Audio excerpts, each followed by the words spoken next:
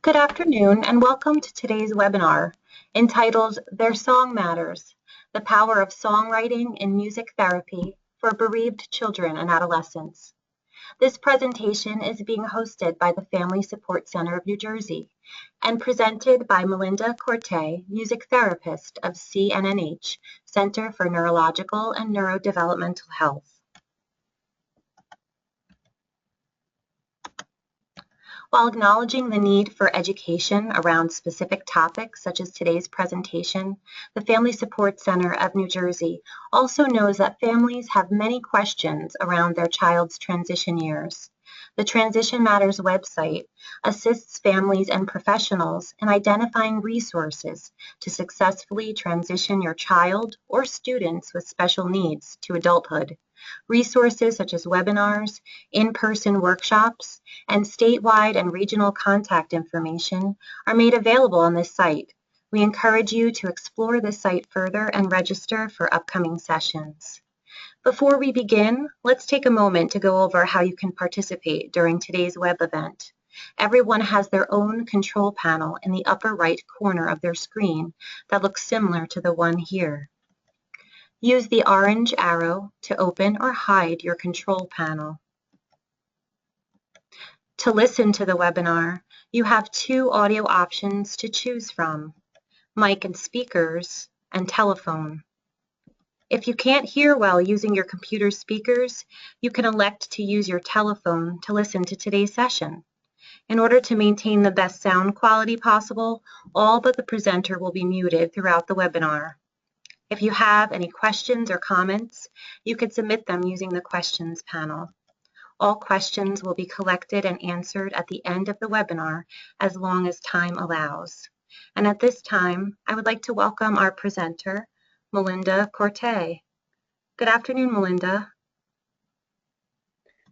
Good afternoon. Thank you so much for having me. I'm really grateful to be able to have this time to share this information with everyone today. As Yvonne just said, my presentation today will be focusing on the power of the use of songwriting in music therapy. I'm going to be really focusing on bereaved children and adolescents, but also we'll be talking about individuals with special needs. Okay. So I'm sorry, Melinda, so you can go ahead. I gave you control of the screen, so if you accept, be able to take a look at your presentation. We're looking forward to it.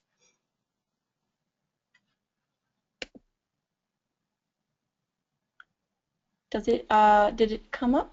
Perfect. Right now we're seeing the overview, defining music therapy. If you want to even enlarge the screen, you can go ahead, but it certainly is visible that way as well. Great. I just made it a little larger. Is it visible now? It looks pretty good on our end. Excellent. Thank you so much. Sorry for the lag. So in today's presentation, I'm going to be focusing on children, adolescents, and individuals with special needs. So first, I'm going to be talking about music therapy, defining really what it is and how it is practiced. And then I'll be talking about bereavement and its process with these three populations. I'll be working also to talk about coping strategies that are important in the bereavement process, as well as common comorbid disorders that may arise with more maladaptive coping strategies. And I'll go towards the end of the presentation more into depth to discuss the songwriting process and the benefits of music therapy and songwriting. So first, I just want to talk about what is music therapy. This is a definition from the American Music Therapy Association. Music therapy is the clinical and evidence-based use of music interventions to accomplish individualized goals within a therapeutic relationship by a credentialed professional who has completed an approved music therapy program. So essentially, music therapy is the strategic and therapeutic use of music to develop non-music goals. We work on various domains of life, such as emotional, psychological well-being, physical health, social interaction with peers, communication and language functioning and comprehension, and cognition and academic skills. So music therapists essentially are trained to work with all populations across the lifespan. Empathy is really key in the therapeutic process. So empathy, being in tune with and accepting of what another individual is going through. Empathy is really being able to be in the moment with someone and understanding the current situations or circumstances that they're experiencing that got them to be in the state that they're currently in. So as a therapist, I use empathy to tune into that and address what's going on throughout the therapeutic process. The board-certified music therapist really utilizes empathy in order to empower individuals in achieving personal growth and insight in all domains of life. So really we can address any developmental, neurological, psychological issue. I just kind of want to give a brief history. Where did music therapy come from? So people as old as Aristotle and Plato have been talking about the benefits of music. Now, it might not, music therapy might not have been a term that arose in that time period, but we've always been talking about the benefit of music.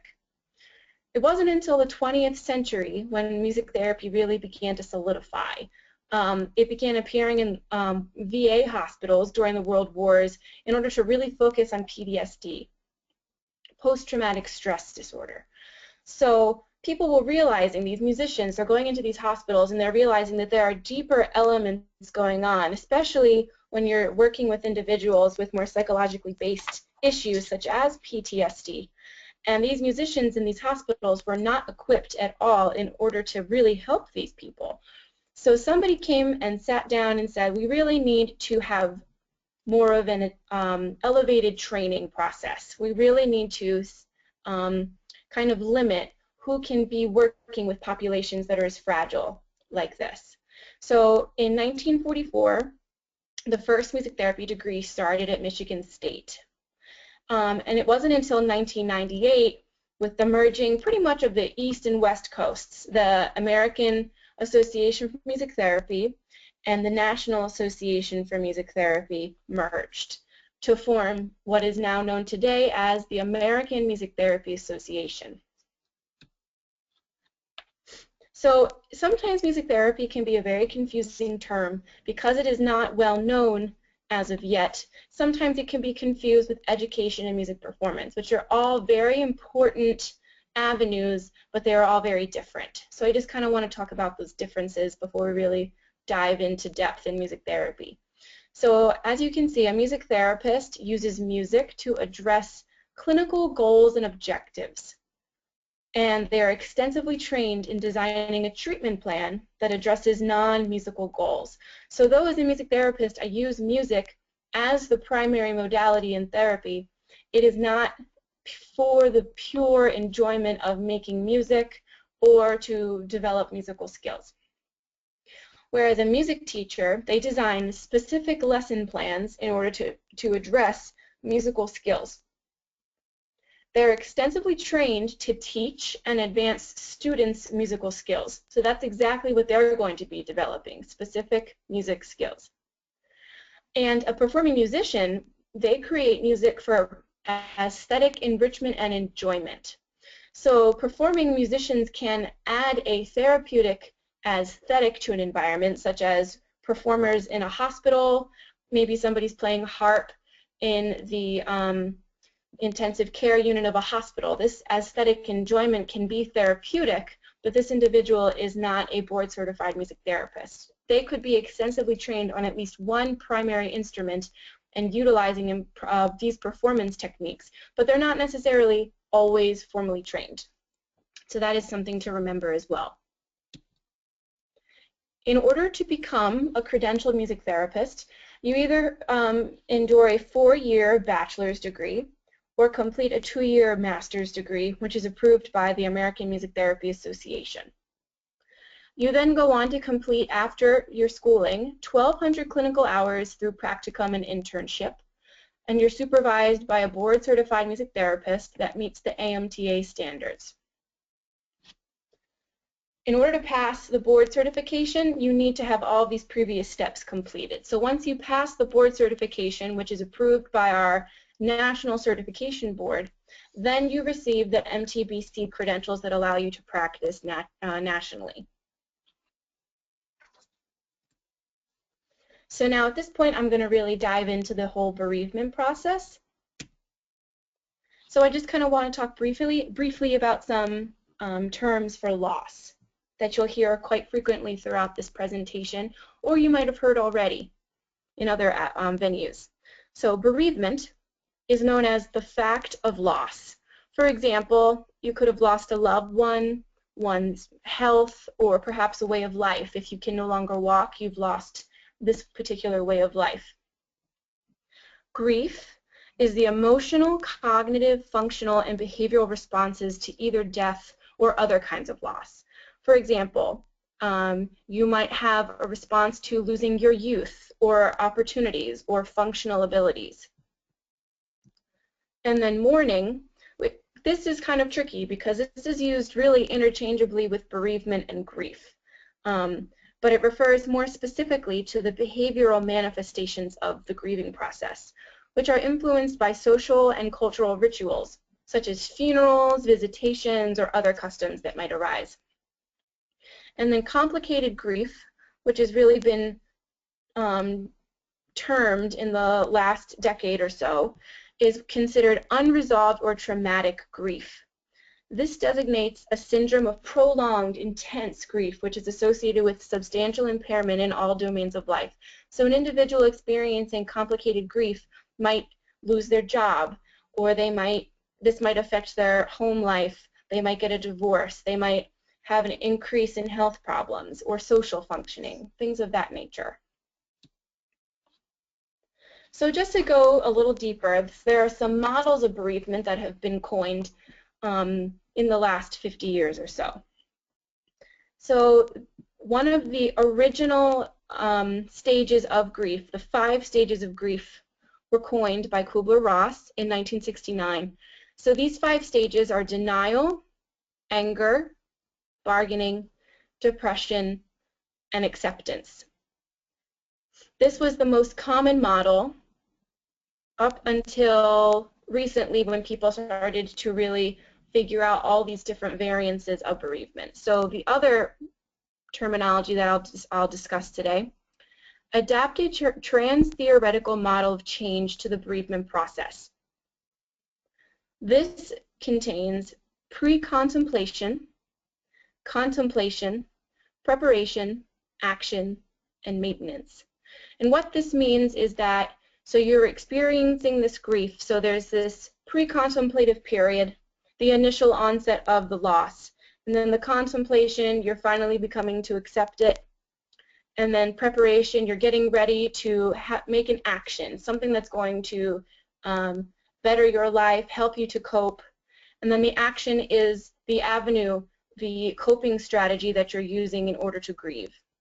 And then the maintenance is, once you've come to terms with the loss, the maintenance period is really just maintaining that acceptance throughout your life and maintaining your health. Next is the 4 phases of mourning. These 4 phases consist of numbing or denial, yearning for the loss, intense emotions, reorganization of bonds with others. So these specifically focus on the emotional aspect of the mourning process, not as much as the behavioral process of bereavement. And then the final model that we have today is the R process of complicated mourning, which is more recent, from 1993 by Rando. Recognizing loss, reacting to the separation, recollecting or re-experiencing the relationship you had with the loved one, relinquishing old attachments in the world, readjusting without forgetting the old, and reinvesting in life activities. So this more modern model really focuses on the behavioral and emotional manifestations of the bereavement process.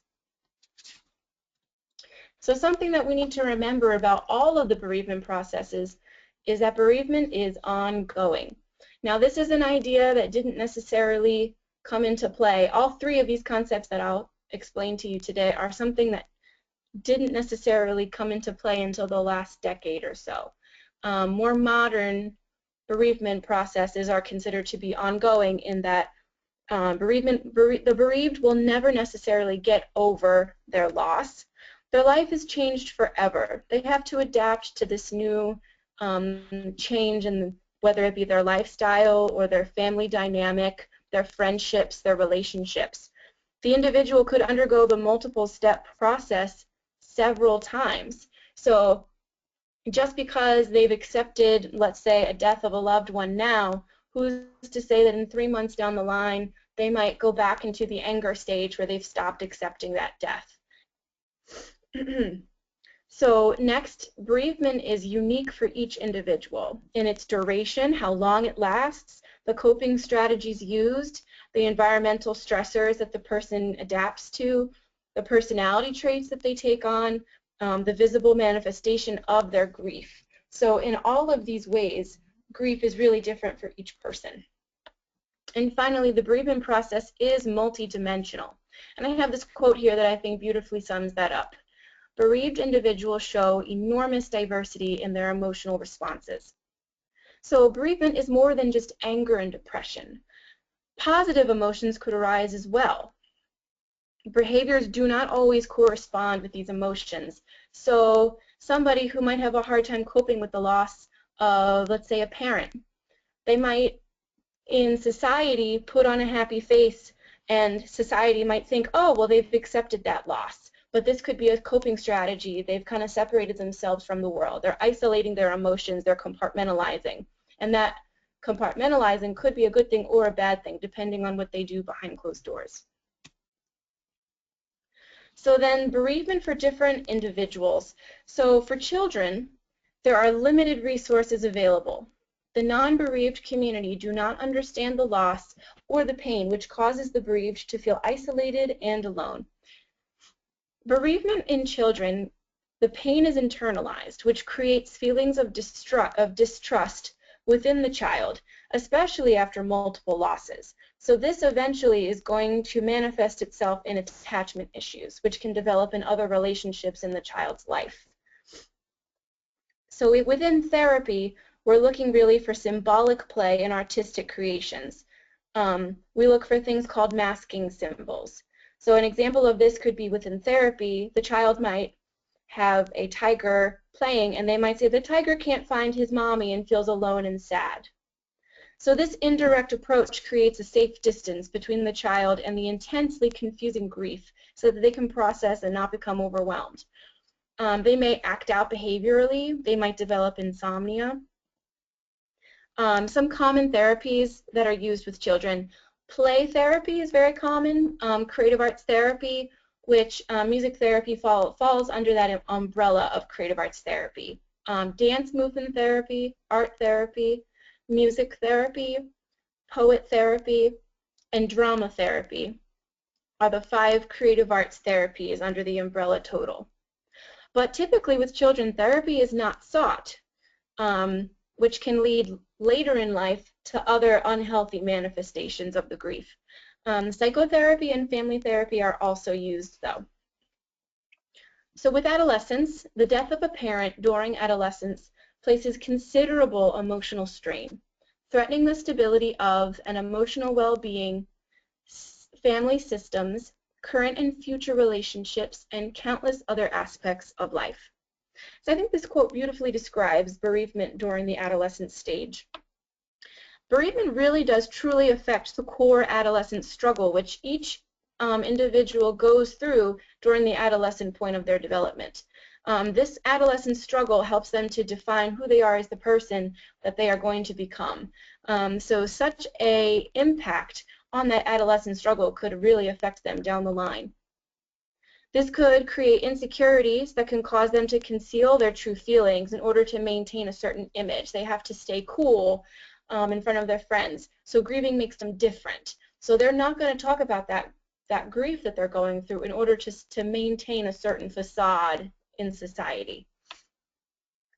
Conduct issues, behavioral outbursts, drug addictions, all of these things can occur during adolescence in order to cope with a loss. Insufficient coping skills can lead to suicide, so it's very important that children at this stage in their development learn positive coping strategies. Common therapy sought, support groups, counseling, CBT can also be used, cognitive behavioral therapy, in order to restructure coping strategies. Something that's also interesting that adolescents can use, since they are able to think abstractly, whereas children purely think concretely, something called a durable biography can also be used within psychotherapy, which maintains a healthy, lifelong emotional connection to the deceased. And a durable biography can be a creative story of the loved one's life. And I can talk a little bit more about this later as I'm going to talk about different songwriting styles that I've used with my clients. But this could be one example that you can use in pretty much any therapeutic venue. So lastly, we have individuals with special needs. And again, I think this quote really kind of sums it all up. So the individual may be left to grieve in the shadow of loss and in the darkness of the lack of education, support, and guidance. So though bereavement in these individuals is not always visible, they are indeed grieving. And with this specific population, there really is a struggle because someone is there one day and then gone the next day. So it's a concept that is even abstract for those of us who are typically developed neurologically, let alone someone who has a neurologic disability. This is such an abstract concept and very difficult to wrap your head around. So some behavioral manifestations of grief in these individuals could be selective mutism, behavioral outbursts, volatile mood swings. Often therapy is ignored. Caregivers simply say, well, they don't understand, so what's the point in seeking therapy?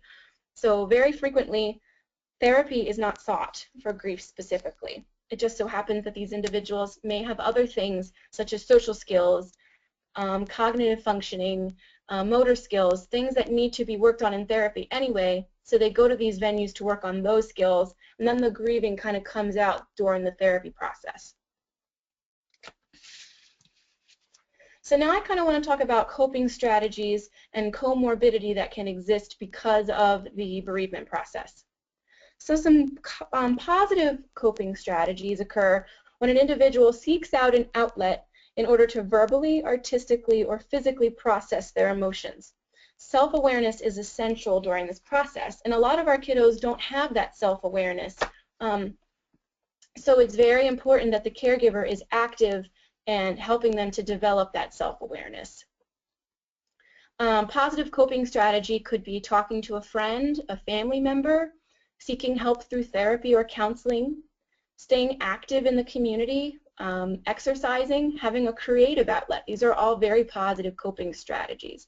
And these are things, especially with children, developmentally, they're not going to say necessarily on their own that they need to go to therapy for bereavement because that's just developmentally not appropriate. But as a caregiver, what you can do for your child, especially if they're at a young age, provide that creative outlet. Provide that exercise or that active outlet in the community.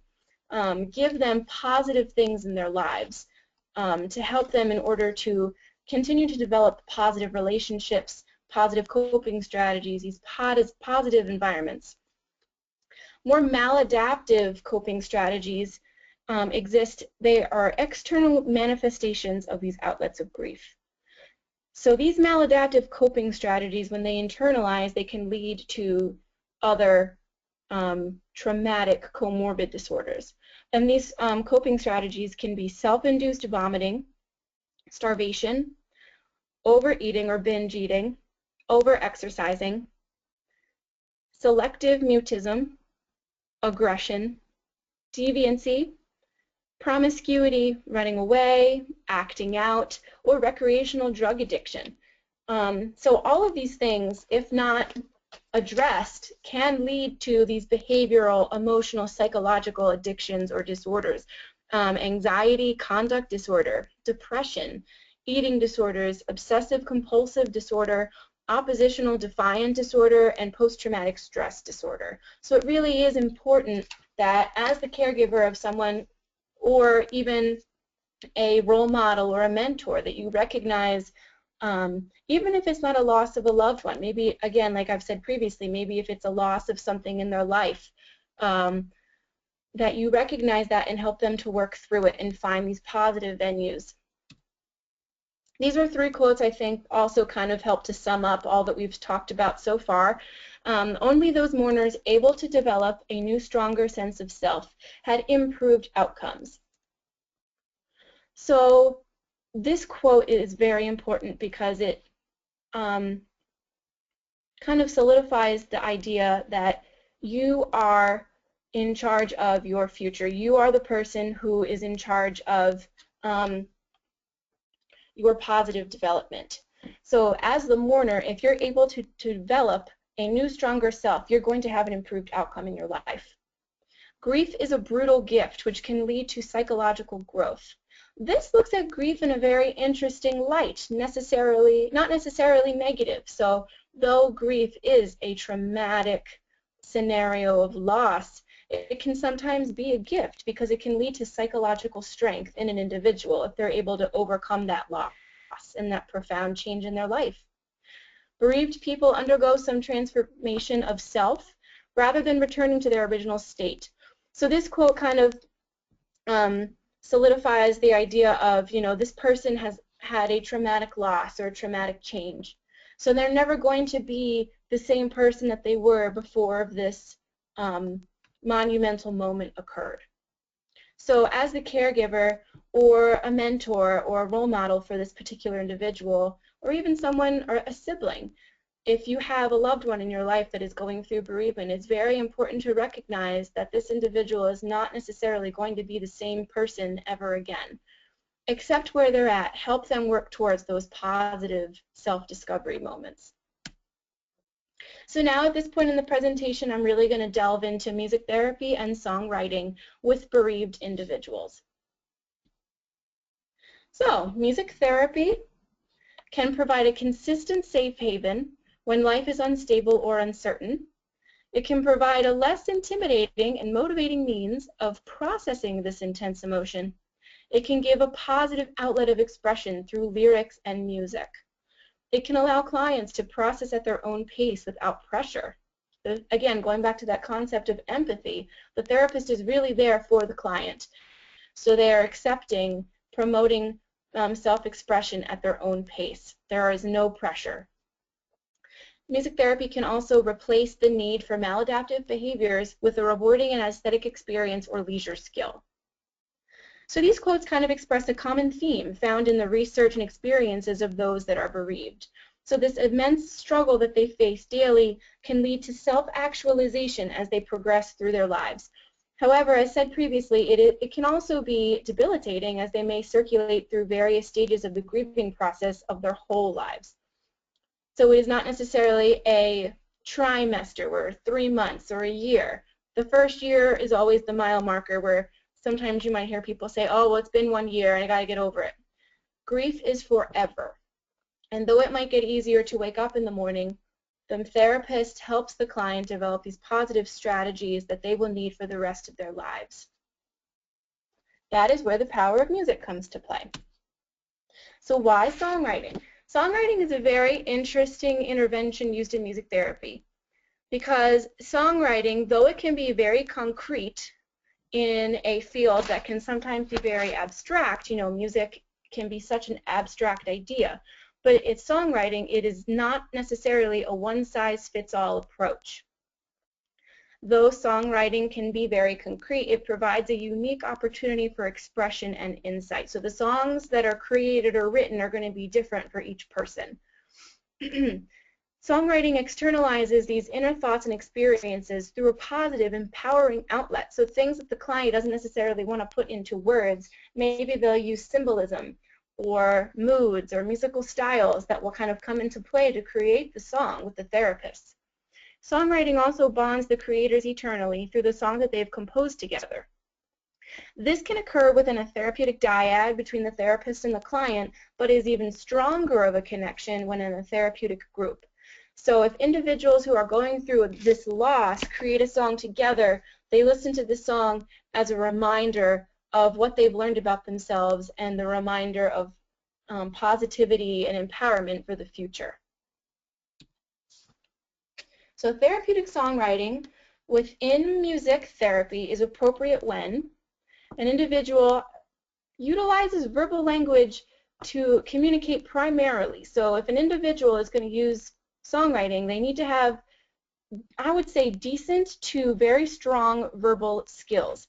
Songwriting is not necessarily something I would use under the age of 5 years old. I think I have done some songwriting with an individual who was as young as 5, but I think that verbal language is very important in this process.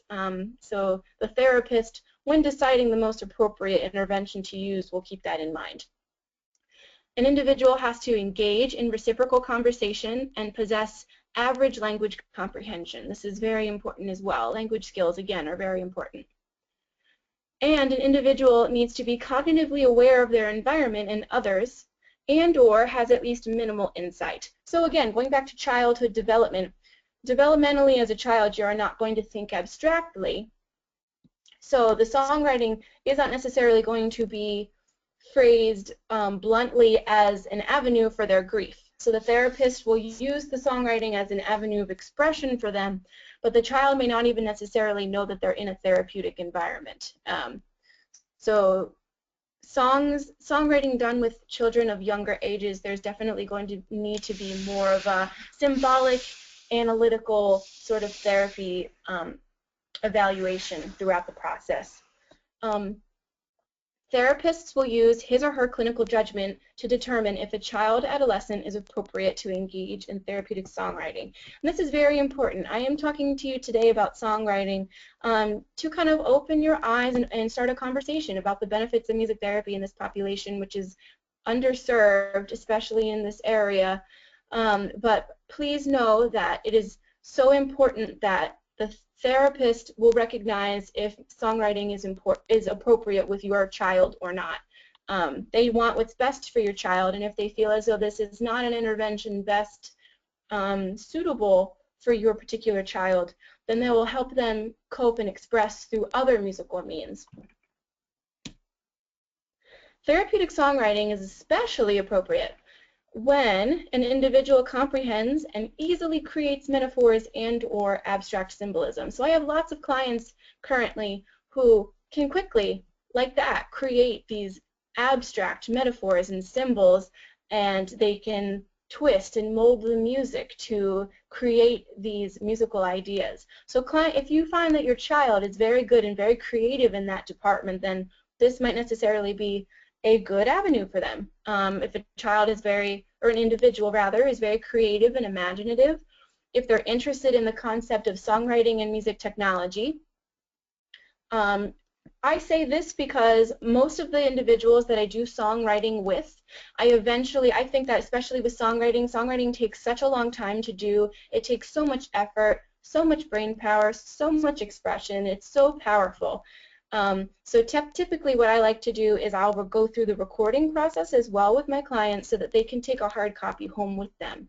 And this serves as a reminder of their progress, so that if they're ever feeling like they've taken a few steps back, they can listen to this track to remember all the progress that they've had.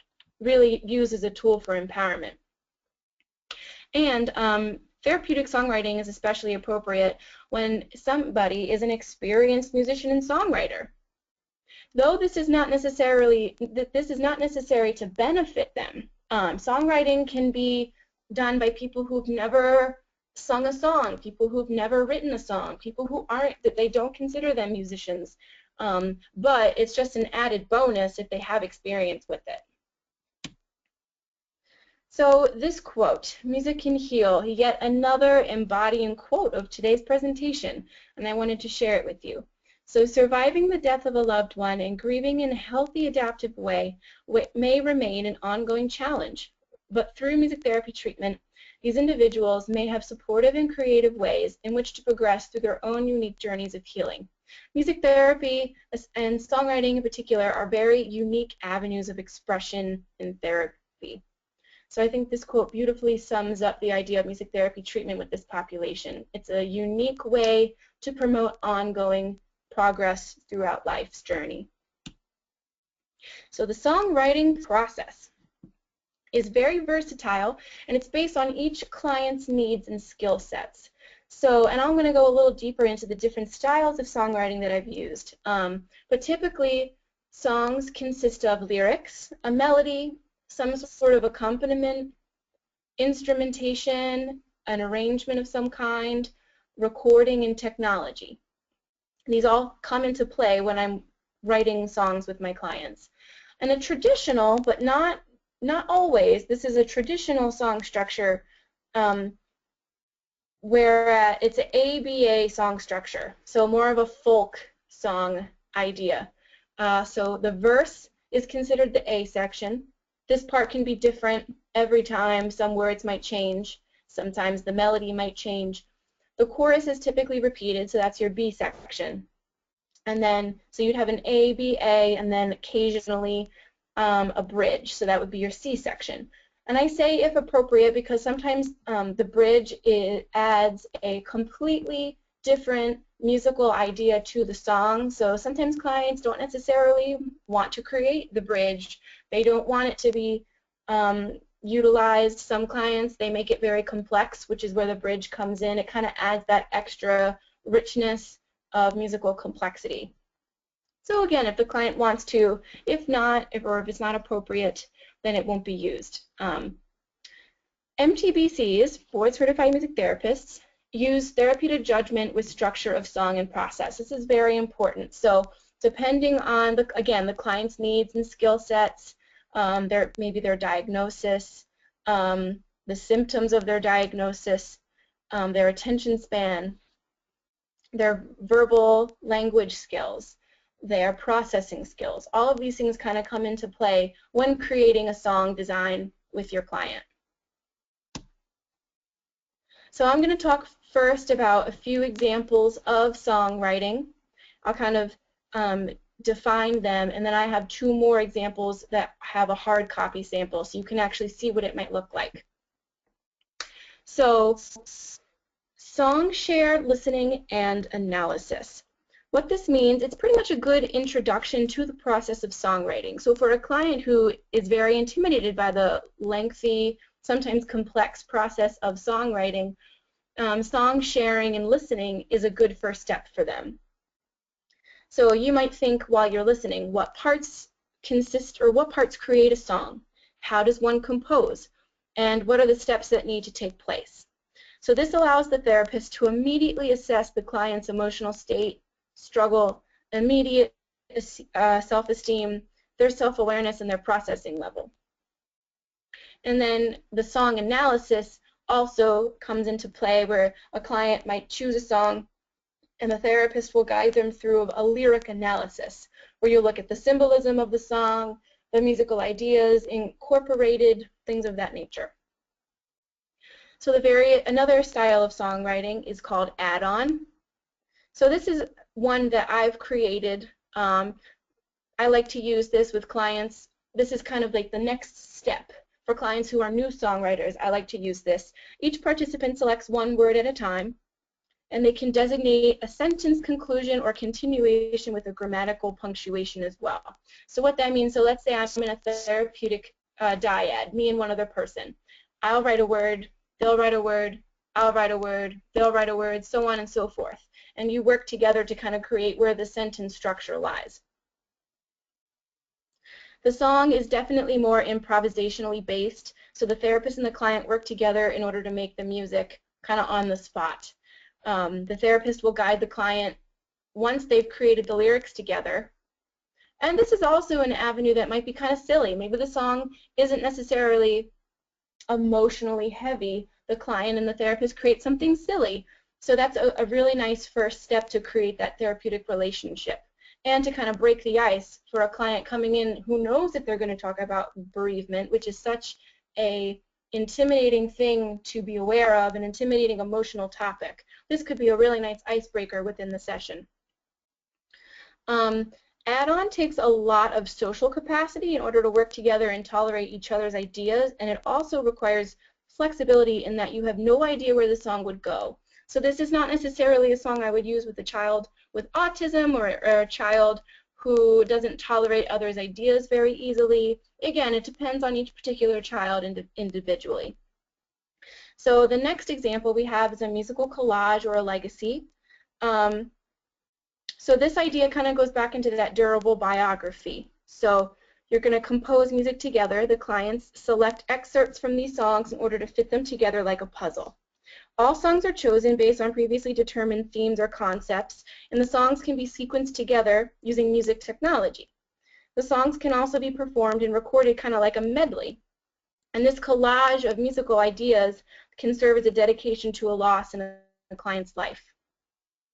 Then the last example we have on this slide is open-ended, where the therapist guides the client through songwriting by composing lyrics, designing musical structure, song topics, song titles, instrumentation, etc. This is definitely the most advanced concept, and I have two therapeutic examples that I'm going to show you today. And these are both examples of an open-ended from scratch songwriting process. So this is our fifth example of a songwriting procedure that I've used, fill in the blank, or otherwise called close procedure. So it's a great introduction to the songwriting process and perfect strategy to further assess the client's psychological and emotional well-beings or needs. So it gives additional insight into their creativity and processing skills. So obviously you allow these blanks, the client fills them in, and then together you kind of process through it. The last example I have of songwriting strategies, recreating previously composed music. This is an example that I did with one of my clients where she took the song Hallelujah and changed all of the words, and this was something that was done to conclude each session. So you write a song by changing all of the lyrics, but you use the melody of the existing or previously composed song. You could use existing poems or words and create a new melody. You could also use elements of existing or composed songs, such as chord progressions, different musical ideas, etc. You don't necessarily have to use lyrics. And then, okay, so I have some therapeutic examples here that I'll just briefly go through because I think it would be really great if you could hear these samples, and I know that we're getting a little short on time. So I definitely want to allow time for questions. So I would like to first start with a prayer for Timothy. So this portion is about a woman I worked with during my undergraduate education. She was a 39-year-old woman with Down syndrome. She was bereaved due to a friend who committed suicide in her adolescence, and she never really got the support during her youth to help her really cope with it. So she told me that it was just kind of something that was, in her words, hush-hush. So because of this traumatic situation for her, this role model in her life that was gone, she really did feel profoundly isolated in her home. Her parents never talked about it. People in school never talked about it.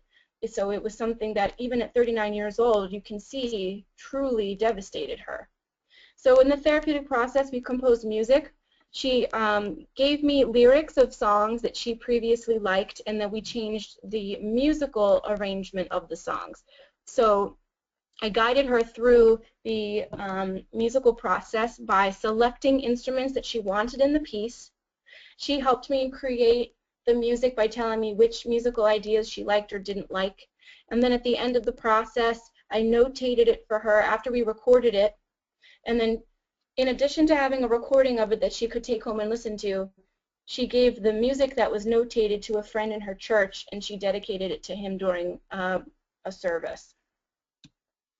So these are the lyrics here. Feel free to read, and I'm going to play a small snippet of some of this song for you so you can hear it.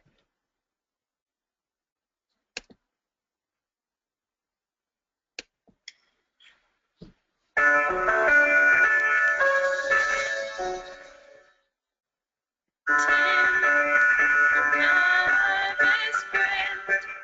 My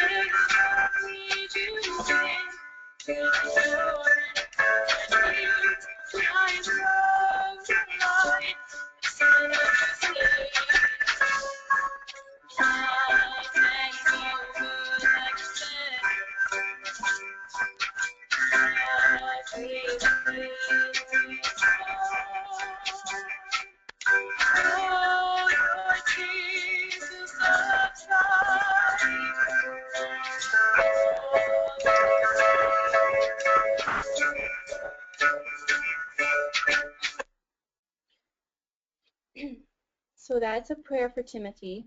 And you can clearly see that down to the words, the chord progression, the musical ideas, the melody, there is a clear, profound longing for this individual who was her role model in her life. He was an upperclassman when she was a freshman, and she talked frequently about how she looked at him as a brother. And so she strategically picked excerpts from songs that were very important to her.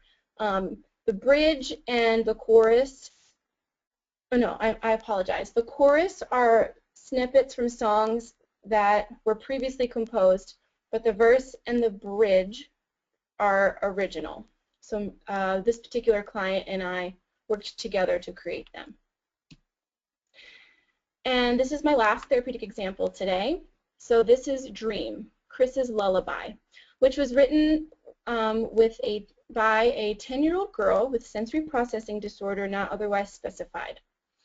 But in addition to this special need, she also has difficulty reading and addressing social cues and emotional expression. And she has also difficulty with change and transitions. So in accordance with that, she was bereaving something different. As opposed to bereaving over the loss of a loved one, she was bereaving the loss of a past family structure when her younger sibling was born, because she was an only child. So there was a lot of this negative anticipation regarding the relationship with her new sibling. There's a new family structure that comes into play, some loss of attention. The attention wasn't going to always be on her as the only child. So she definitely had some animosity regarding that. She also, throughout her life, for sensory reasons, had a difficulty with lullabies in general since she was born, which in turn created a lot of anxiety. I would just say the word lullaby and she would start to bawl in session. So we really worked to kind of redefine the concept of lullabies together, because this was something she was going to hear a lot, especially with having a baby brother around. So we redefined the concept of a lullaby, the music, and how lullabies are used.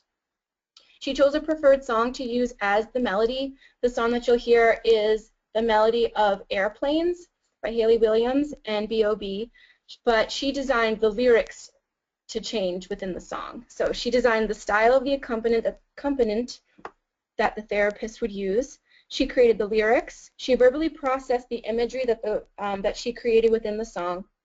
And then we worked together to discuss how lullabies are sung to babies and how to sing to babies without hurting them, so that she could go home and sing to her brother. We also recorded it so she could bring it home, so that if she didn't necessarily want to sing or feel comfortable, she could put on the recording for herself to learn it. And the aftermath of this is really astounding. I just got an email recently from the mother who told me that not only is this a song that is used if the sibling is upset at night, but they play the recording and it actually puts the sibling to sleep.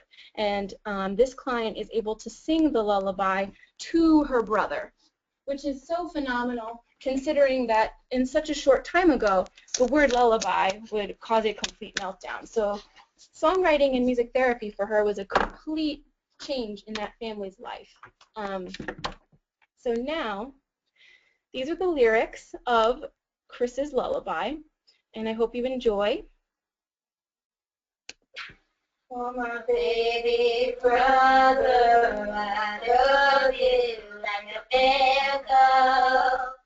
I wish you could stay with me, go to sleep and dream. Just close your eyes, cuddle close to me, dream happy thoughts. I'll always be there for you, that's the truth. Your body is tired, just relax, you've been sleeping. Close your eyes and count again, but if you can't sleep, just do it again. No energy, losing strength, feeling weak. Melt into me and breathe. You're my baby brother, I love you like a big hug. I wish you could stay with me, go Go to sleep and dream. Just close your eyes, cuddle close to me. Dream happy thoughts.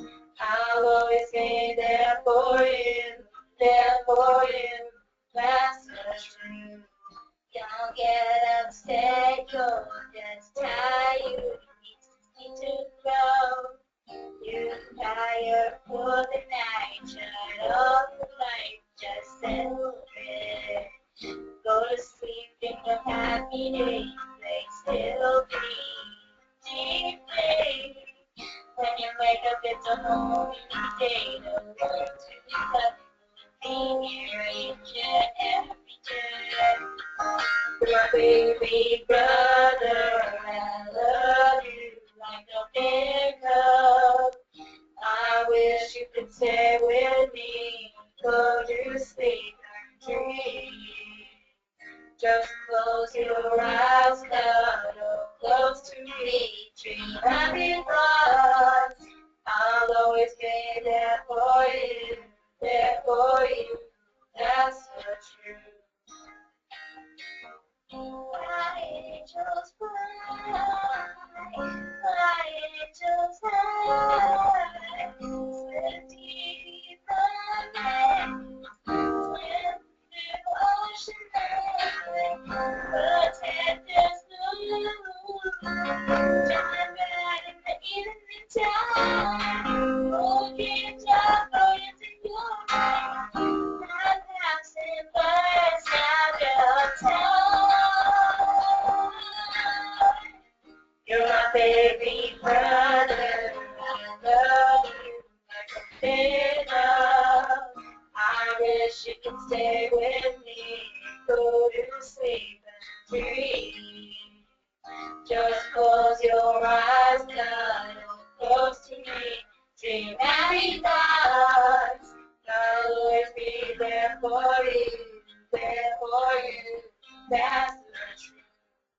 You're my baby brother, I love you like a big love. I wish you could stay with me, go to sleep and dream. Just close your eyes, cuddle close to me, dream happy thoughts. I'll always be there for you, there for you. That's the truth.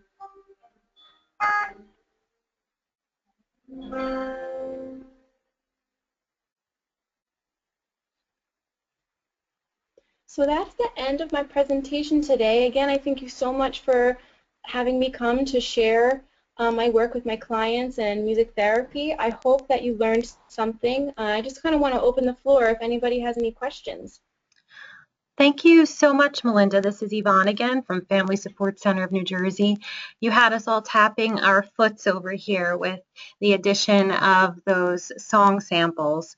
That was wonderful. And I think Chris's example particularly really helped us to understand that bereavement is not necessarily limited to those who are experiencing a loss through death, but may also relate to other losses, such as a change in family dynamics. So we can really see now that music therapy can benefit children and children with special needs for a variety of reasons. So thank you. Thank you so much. So we did have a couple questions come through, so if our audience can hang on for a few more minutes. One of the questions that came through was from a parent who has a child with a diagnosis of autism. And she said that sometimes her child has difficulty handling loud noise. So would music therapy be an appropriate option for the child? Absolutely. I personally work with a lot of individuals on the autism spectrum. I think that the music therapist will kind of assess the strengths and the needs of that particular child, and the music that's created during the session, if the child has a sensory need, the therapist definitely takes that into consideration. So they will work with the family to kind of help that child through that sensory need and hopefully help them to kind of desensitize to loud sounds. So to answer your question, absolutely. Music therapy would be an excellent resource for children with autism. Okay, great. Thank you. And we know that you had mentioned that in particular, songwriting may benefit everyone and especially those who are musically inclined. But what about in general? Does a child have to be musically inclined to benefit from music therapy in general? No, absolutely not. The great thing about creative arts therapy, at CNNH we have art therapy, music therapy, and dance movement therapy. And the great thing about creative arts therapies in general is that you don't have to have any experience or musical inclination with any of the modalities to benefit. I have plenty of, I actually have some teenagers who they had never considered themselves a musician at all, and they love music therapy and they really benefit from it. And think music therapy is one of those things that everyone can benefit for different reasons in different ways. You definitely don't have to have musical skill or previous experience. Wonderful. And can you talk a little bit about a child who may be nonverbal? Would music therapy be appropriate for a child in that situation? Yes, music therapy, because music connects both halves of the brain, um, rhythm and rhythm is inherent in movement and in speech. So for kids who are specifically, they communicate in other avenues, not necessarily through verbalizing. I would say for kids who are nonverbal, that music therapy would still really be beneficial for them. Songwriting, probably not, definitely not the best intervention to use within music therapy, but through music improvisation, um, through singing, instrument playing, through all of these different things that the therapist can do, the child can still work on their needs using their strengths. So again, going back to, it depends on the individual. The therapist assesses when they meet an individual what their strengths are, what their preferences are, and then works to those strengths through the music in the session. Music therapists can work on all domains of life across the lifespan.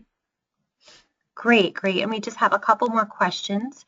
Sure. So in regards to bereavement, what are some examples of signs that a child with special needs might exhibit if they were grieving? For example, would that look much different than the behavior of a typically developing child?